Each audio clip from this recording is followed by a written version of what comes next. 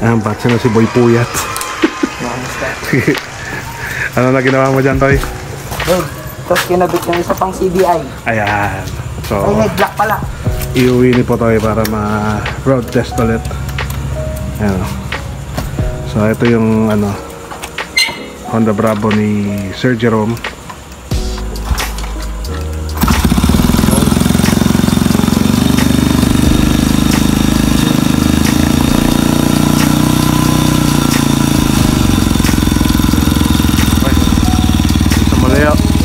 Lumayo pa ako reklamo. Ingat to, ingat. Alright.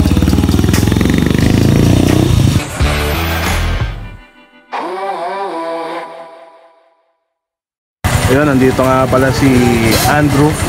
Kumuha nung jersey niya. Ayan, suot niya na yung ano, tube mask. Alright. Ayan, skid plate. Bumili rin na. Ay! Ano yan? Joke lang, joke lang. Sige, ingat bro. Thank you, thank you, thank you. Sige. Alright. Good evening mga kamoto hooligan. So, hindi rin ako napakali. Pininturahan ko rin ng flat black si Scrambok. Dahil inayos ko na rin naman. Ayusin na rin natin yung pintura. Okay, so hindi ko lang ginalaw yung mga glossy part. Bakit? Nailang ka? O sige, labas ka. Okay, okay. Oo. So, ayan. Ilalabas lang ni Oti dahil papasok niya. Ayan. So, ayun nga pala si Marco. Naka-jersey, motherfucker. Ayun. So, ayun o. Flat black o. So, silang yung harap. Para cutie. Kamusta naman ang jersey mo, Papi Marco? Okay naman. Salamat naman. Okay, okay. Salamat ha. Ayan. Alright. Okay.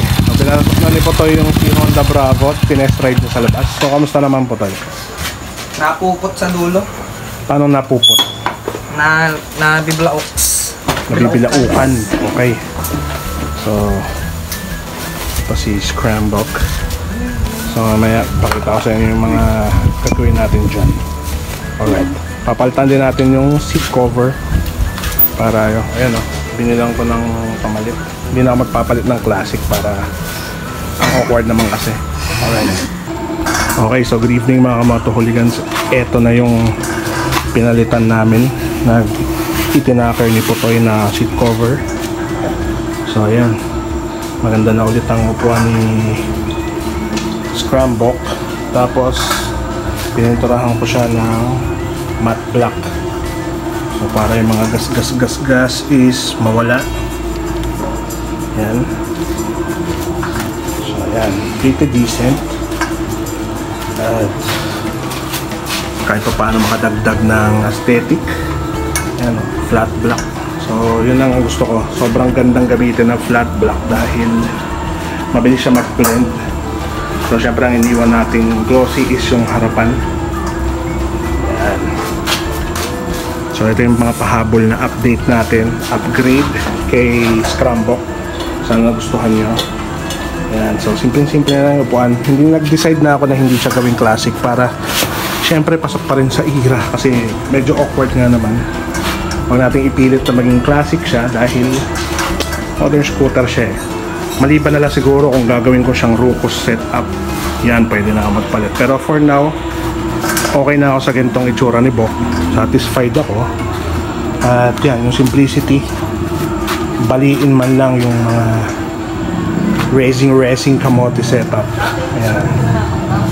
So ayan si Bok. Ang kanyang version 3.0. Alright, syempre binalik ko na yung bag ni Bok. Syempre hindi pwede mawala yan dahil dyan yung lagayan natin ng mga kapote, etc. Lubid. Lalagyan ng mga pinamili. Alright. So, ayan. Lalagyan natin ng X to represent. Ayan. So, okay na ako sa setup ni Bok. Satisfied. So, sa mga maliliit na upgrade na ganyan is masaya na ako. Bonso, alis ka dyan. Ayan. Bonso na. So, kukulit. Alright. Sana gustuhan nyo si Scrambok ko. Alright. Nga pala, shout out nga pala sa chrome na carburetor. Ang tindi naman yan. Naka-chrome coated. Wow. Gagawin. Wow, Galing. Faber Moran, new carb. Flashy chrome. Yung cards Tricks. BMXer. Oh. Pas ulo mo dyan. Ito, may inaano na lang si Oti. Hindi ko matanong si Oti kung ano ginagawa niyo. Ano ba ginagawa ni Oti? Kakabit ng sprocket. Ayun, magkakabit na ng sprocket. Alright. Ito nga pala yung chrome carb ni Papi Marco. Ayan o. Yung kintab. Ayan, tapos si Putoy nag-adjust pa ng carb dahil anong problema, Master Putoy? Dulo, sir. Yung dulo. Basta ang Dulo. So, maraming ina-adjust si Putoy sa mga carb ni Bravo. Kaya dyan yung ano? Yung isa pang So, ayan yung mga update natin. Yun na din. Hubad na rin yung hubad na si Boxer.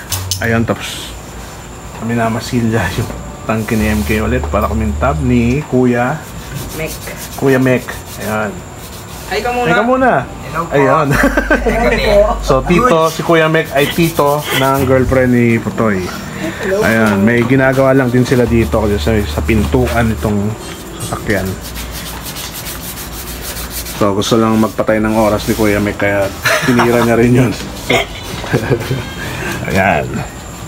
So, yun lang mga kamoto hooligans. Mga quick update lang naman sa mga projects natin. So, pabalikan ko kayo pag maganda-ganda na yung mga progress ng motor dito. Noong una, pagbuo na si Bravo, pag nakatindig na si Boxer at naikabit na yung para kay MK. Alright. So, yan na lang po muna ang vlog natin ngayon. Mga quick updates lang sa mga ongoing projects at yung minor upgrade ko ulit kay Scramble. So, yun mga kamoto hooligans, maraming salamat. Abangan nyo yung mga susunod na episode. So, mga minor pa lang ngayon, baka sa next vlog ko is maganda-ganda na yung mga tindig ng mga project bikes natin. Ayun, maraming salamat sa panonood at sa walang sawang pag-subscribe at pag-comment sa mga vlog natin. Shout out sa inyong lahat. Ayun, maraming salamat. This is The Goon and I'm fucking out.